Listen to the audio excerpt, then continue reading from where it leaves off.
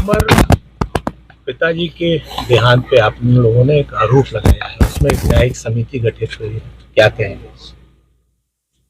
नहीं, आरोप मैंने नहीं, आरोप तो खुद पिताजी ने ही लगा दिया था। 19 तारीख को उन्हें जहर दिया गया, 21 तारीख को उन्होंने मैंने न्यायपालिका में कह दिया। हम तो उनके बाद कहना हमने शुरू किया। कोई व्यक्ति जो फिट हो बिल्कुल सेहत से, वो अचानक से खाना खाने के बाद बीमार हो गए और उनको महसूस हो गया। उन्होंने लिखित में दिया माननीय न्यायालयों में, और वही हुआ कि 26 तारीख को तबीयत इतनी बिगड़ गई, आउट ऑफ कंट्रोल, कि मूर्छित अवस्था में जब वो बेहोश होकर गिर गए तो उनको ले जाके मेडिकल कॉलेज बांदा में एडमिट किया और डॉक्टरों ने उन्हें गंभीर पाकर आईसीयू में एडमिट कर लिया। कभी आप में से किसी ने नहीं सुना होगा कि एक व्यक्ति अगर ठीक भी हो जाता है, आईसीयू से स्वस्थ भी हो जाता है, तो भी 12 घंटा, 24 घंटा, 48 घंटा ऑब्जर्वेशन में रखा जाता है। 4 बजे भोर में 26 तारीख को आईसीयू में और 5 बजे शाम में बांदा की तन्हाई बैरिक में, जेल में।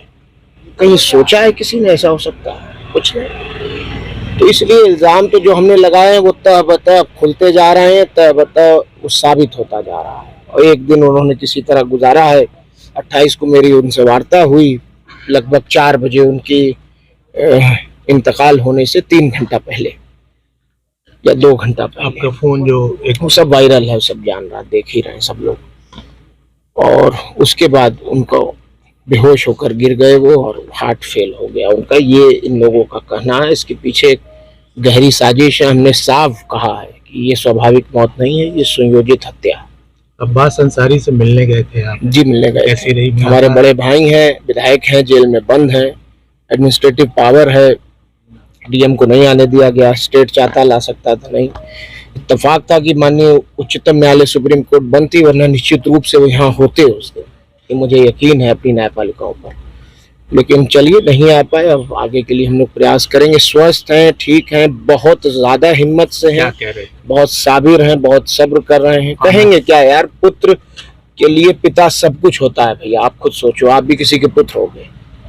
अब हम दोनों भाइयों के बीच की बात है, मैं आपसे तो कतई नहीं बताऊंगा, बस इतना कह रहा हूँ कि बहुत मजबूत हैं, बहुत ठीक हैं, और रोज़ा रख रहे हैं, नमाज पढ़ रहे हैं, कुरान शरीफ पढ़ के तिलावत करके बख्श रहे हैं, उनके लिए दुआ कर रहे हैं। एक पुत्र अपने पिता के लिए कुछ कर नहीं सकता है, और हम दोनों भाई उनकी सेवा नहीं कर पाए। जीवन भर भी सेवा करते तो भी उनके लिए कुछ नहीं कर पाते। और अब तो हमारे पास बस यही मौका है कि जो रास्ता वो गरीब, मजलूम, बेसहारा, यतीमों को, कुचले लोगों को सताए जाने के लिए वो जो लड़ाई लड़ते थे, उनका आंसू पोंछते थे, उनकी मदद करते थे, अब वो रास्ता हमें हमारे लिए छोड़ गए हैं। हम उसी तरह गरीबों को लामबंद करके, एकजुट करके उनकी मदद करेंगे, उनके लिए खड़े रहेंगे। यही आशा और यही उम्मीद हमारे सीनों में है। उमर, एक सवाल छोटा सा है कि तमाम लोग आ रहे हैं, उनकी कब्र पे फातिहा पढ़ रहे हैं, वीडियो कॉल के जरिए लोग जी मुख्तार अंसारी का दर्शन कर रहे हैं। चलिए, सच तो बताया आपने कम से कम।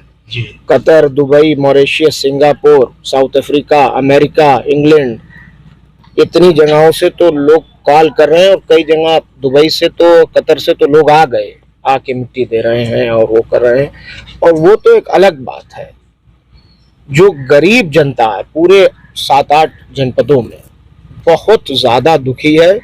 बहुत लोग 3-3 दिन, 4-4 दिन तक तो खाना नहीं बना, लोग दही खा के रहे हैं। और हर वर्ग में ये हाल है, हर वर्ग में।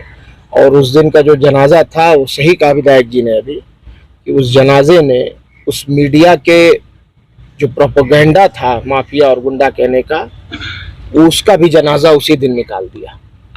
मेरे पिता, कोई कुछ कहा करे, जबान है उसमें हड्डी तो होती नहीं, कोई कुछ कहा करे, मेरे पिता रहनुमा थे। गरीबों, मजलूमों, बेसहाराओं के लिए वो कभी ढाल बनकर खड़े रहे तो कभी तलवार बनकर लड़े। उमर, एक सवाल पब्लिक के बीच में है, जनता भी जानना चाहती है कि मुख्तार अंसारी के आप 2 पुत्र थे और उनकी जो पत्नी है, आपकी माता जी, उन्होंने शायद दर्शन नहीं किया। सही बात। उनके लिए क्या कर रहे हैं, वो क्या हाजिर होंगी? मेरी वकील से बात हुई थी, हाई कोर्ट इलाहाबाद के गोपाल चतुर्वेदी जी, वो मेरी वालिदा के, मेरी माता जी के वकील हैं।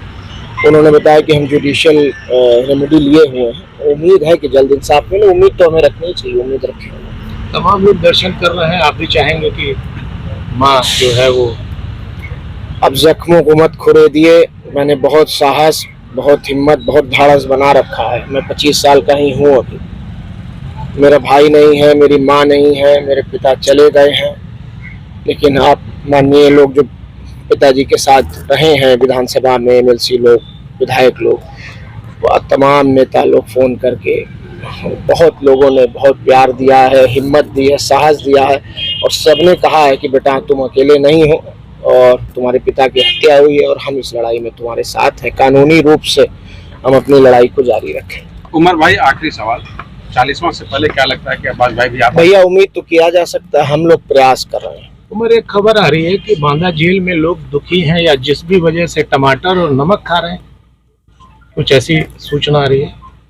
एक सूचना आपको नहीं होगी, मैं दे दूं। जिस दिन उनको पंजाब से ले आया गया था बांदा की जेल, उससे पहले वो बांदा रह चुके थे, फिर पंजाब चले गए थे।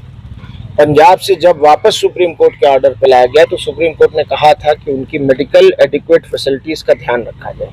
और जब बांदा की जेल लाया गया था तो बांदा की क्यारी में, जेल की क्यारियों में कोई फूल नहीं बचा था। ये बात किसी को पता नहीं, मैं आज खोल रहा हूँ इस राज को।